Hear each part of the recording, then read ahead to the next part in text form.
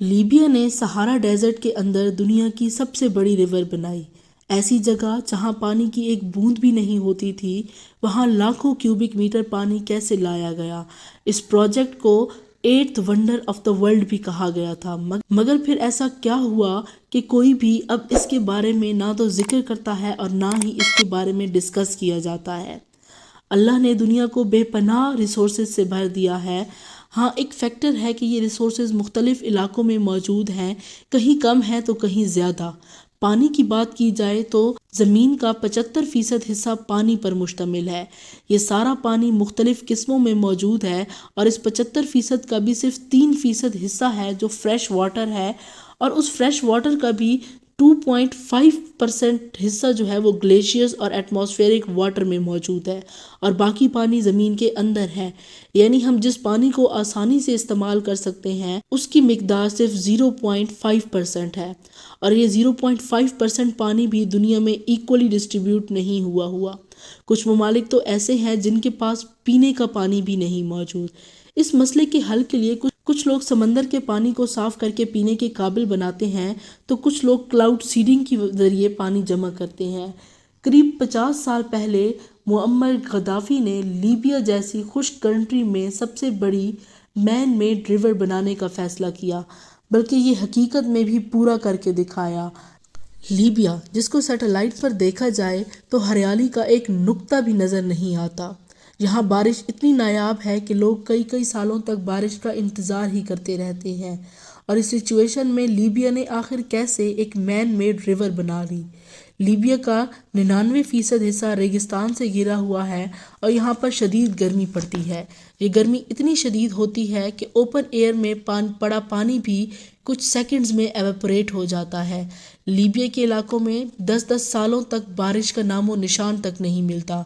Crude oil کے حساب سے دیکھا جائے تو لیبیا کے پاس یونائٹڈ اسٹیٹس سے بھی زیادہ کے آئل ریزروز ہیں، لیکن فریش واٹر کے نام پر یہاں پر ایک بھی نیچرل ریور نہیں ہے۔ سن 1950 میں جب آئل ڈھونڈا جا رہا تھا تو آئل کے علاوہ یہاں کچھ اور بھی ملا تھا، اور یہ تھا پانی۔ یہاں ملا تھا 1.5 lakh cubic kilometre fresh water. یہ کسی خزانے سے کم نہیں تھا۔ یہ ایک طرح کا فاسل واٹر ہوتا ہے جس کو نیوبین سینڈ سٹون ایکویفر سسٹم کہا جاتا ہے۔ اندازہ لگایا جائے تو سہارا سے ملنے والا پانی اتنا زیادہ ہے کہ ہماری دنیا اگر اس کو 40 سالوں تک استعمال کرے پھر بھی وہ ختم نہیں ہوگا۔ یہ پانی لیبیا میں پایا جاتا ہے۔ اس وقت لیبین ڈکٹیٹر معمر غداری نے یہ اپرچونٹی کسی بھی صورت میں کہیں جانے نہیں دینا چاہتے تھے۔ ان کا ارادہ تھا کہ کسی بھی طرح یہ پانی نکال کر لیبیا کی تمام سٹیز کو پہنچا دیا جائے، تو یہ لیبیا اور سہارا کی ہسٹری کا بہت بڑا کارنامہ ہوگا۔ یہ پلان بنانا جتنا آسان تھا اس سے بھی زیادہ مشکل تھا اس کو امپلیمنٹ کرنا، کیونکہ انیشیل ریسرچ سے پتہ چلا کہ یہ پانی لیبیا کے ساؤتھ میں پایا جاتا ہے، اور یہاں لیبیا کی میجر سٹیز نارتھ میں پائی جاتی ہیں۔ یہ فاصلہ بہت زیادہ تھا ایک آرٹیفیشل ریور بنانے کے لیے۔ ایسٹیمیٹ لگانے کے بعد معلوم ہوا کہ سٹی تک پانی پہنچانے کے لیے 2820 کلومیٹر لمبی نہر کھودنی پڑے گی، اور یہ فاصلہ اتنا زیادہ تھا جتنا دلی سے ممبئی یا پھر اسلام آباد سے کراچی کے 2 چکر لگائے جائیں۔ معمر غدافی کو جب بھی ایسٹیمیٹ بتائے گئے تب بھی انہوں نے ہمت نہیں ہاری۔ ایک مسئلہ اور تھا، اور وہ تھا سہارا کی گرمی، جس میں پانی سیکنڈز میں ایویپوریٹ ہو جاتا ہے۔ وہاں اتنی بڑی اوپن ایئر ریور کا مطلب تھا کہ شہروں تک پانی پہنچنے سے پہلے ہی آدھے سے زیادہ پانی بھاپ بن کر اڑ جائے گا۔ اس مسئلے کے لیے انہوں نے اس ریور کو انڈر گراؤنڈ بنانے کا فیصلہ کیا۔ اس کام کے لیے بڑے بڑے پائپس کا استعمال کیا گیا۔ ایک پائپ 13 فٹ موٹا اور اس کا وزن 80 ٹن تھا، اور ایسے 5 لاکھ پائپ بنائے جائیں گے تب جا کر 2820 کلومیٹر لمبی ریور بنائی جا سکے گی۔ یہ پائپ بنانے کے لیے لیبیا میں ہی کئی فیکٹریز لگائی گئی جن میں یہ خاص پائپ بنائے گئے۔ یہ پائپ بنانے کے لیے سٹیل اور کنکریٹ کا استعمال کیا گیا۔ ایک پائپ میں 8 کلومیٹر لمبی سٹیل وائرز کا استعمال کیا گیا۔ یعنی اگر ان پائپس میں استعمال ہونے والی سٹیل وائرز کو سیدھا رکھا جائے تو وہ ارتھ کے گرد 100 مرتبہ چکر لگا سکتی ہیں۔ ہم بات کر رہے ہیں 1980 کی، جب میس لیول پر پائپ بنانے کا کام سٹارٹ ہو چکا تھا۔ یہ پائپ کنسٹرکشن سائٹ پر بڑے بڑے ٹرکس پر لوڈ ہو کر پہنچانے تھے، لیکن مسئلہ یہ تھا کہ اس وقت لیبیا میں کوئی روڈ نیٹ ورک بھی نہیں تھا، لہٰذا ساؤتھ کورین کمپنی کو بلایا گیا اور فیز 1 میں 3200 کلومیٹر لمبا روڈ بنایا گیا۔ اس کے بعد کھدائی کا کام شروع ہوا اور 20 فٹ ڈیپ کھدائی کی گئی۔ اس پروجیکٹ میں قریب 13 ارب کیوبک فیٹ ریت اور پتھر کھودے گئے تھے۔ یہ سارا کام فیز 1 میں ہوا، جس میں $5 ارب خرچ کیے گئے۔ اس کے بعد 1989 میں فیز 2 پر کام شروع کیا گیا، جس میں سب سے پہلے پانی کو ٹریپولی تک پہنچانا تھا، جو کہ لیبیا کا کیپٹل اور سب سے بڑا شہر ہے۔ اس کام کے لیے جبل حسونہ میں 2 جگہ پر ویلز کھودی گئی اور قریب 200 میٹر کی گہرائی سے پانی پمپ کیا گیا۔ یہاں سے پائپس کو آل دا وے ٹریپولی تک بچھا دیا گیا، جو کہ 700 کلومیٹر لمبی لین تھی۔ فیز 3 میں کفرہ کے مقام پر ویلز کھودی گئی اور پائپس بچھا کر بنغازی تک لائے گئے، جو لیبیا کی دوسری بڑی سٹی ہے۔ یہ فاصلہ 1000 کلومیٹر لمبا تھا۔ اگلی فیز میں ان دونوں نیٹ ورک کو آپس میں جوڑا جانا تھا۔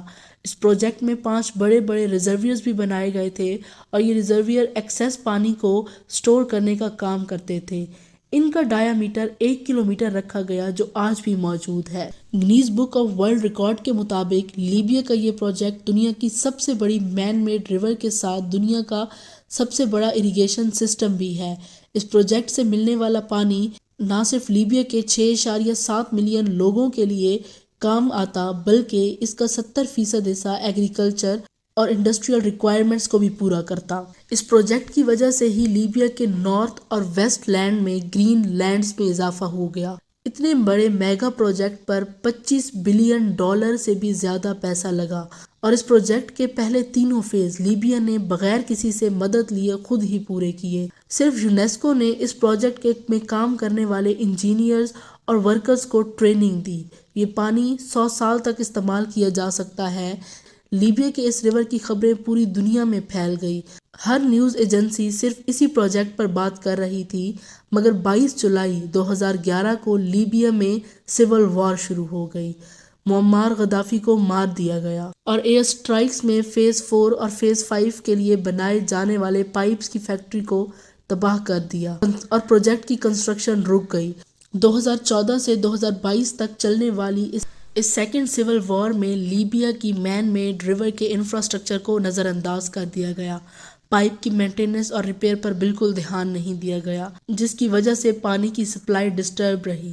10 اپریل 2020 کو لیبین کیپٹل ٹریپولی تک پانی پہنچانے والے پائپس کو ملٹری نے قبضہ کر کے اس کو بند کر دیا، اور آج لیبیا میں کنڈیشن یہ ہے کہ جو کام ہو چکا ہے اس کا بھی خیال نہیں رکھا جا رہا۔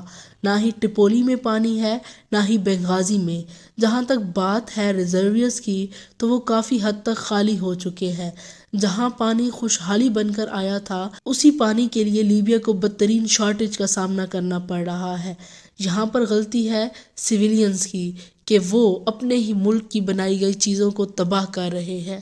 آپ اس بارے میں کیا کہتے ہیں؟ مجھے کمنٹ کر کے ضرور بتائیے گا۔